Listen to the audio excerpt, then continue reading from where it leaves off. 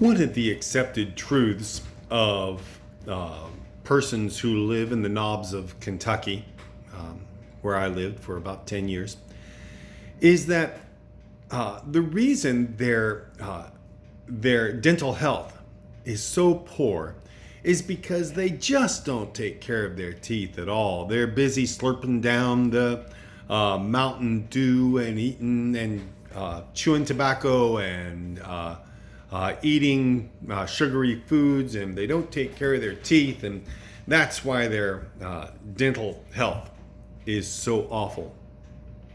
I was listening to a dental that does charitable work in the knobs. He's a dentist that whose practice is in Lexington, Kentucky, in that fair city, and it is a pretty city, I think.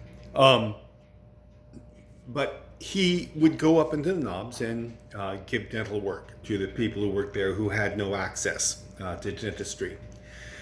And he brought up the point that there is no difference insofar as the care people take of their teeth between people who live in the hills and people who live in the cities.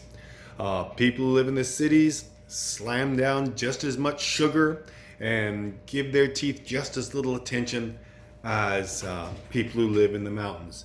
He said the reason that dental health is so much better in the cities is that the people in the cities in general are not as poor and therefore have access to dental remediation, dental repair, root canals, crowns, fillings. They have access to a dentist, whereas the people in the knobs do not. Now, this is a little bit of a simile.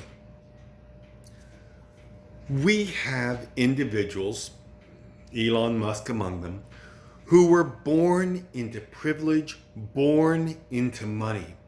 Elon Musk's father said he used to walk around South Africa streets with precious gems just rattling around in his pockets.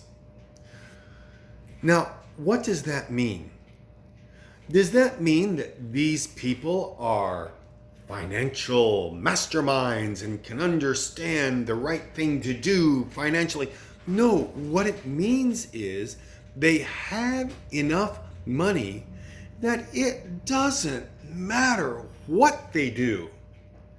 They have enough money to back them that the consequences of their imprudent decisions don't affect them.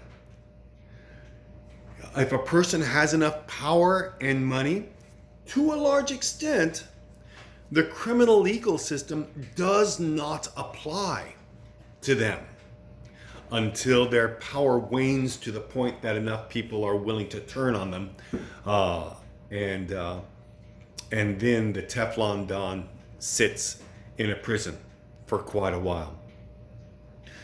That money that they start with, that privilege that they start with, that power that they start with, enables them to say, it doesn't make one bit of difference if I answer right or wrong.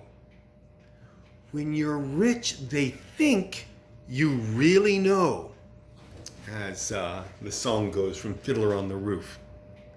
And that really is true all down through the ages.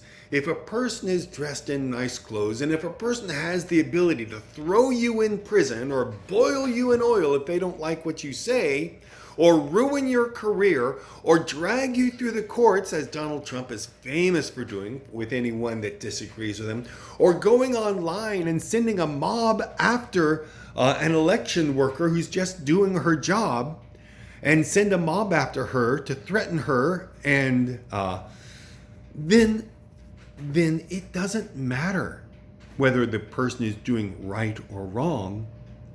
With enough power and money, that person that person's decisions will go unchecked and will never be held to account unless and until their power wanes to the point and enough people who were around them, who were lick-spittling to them, turn on them.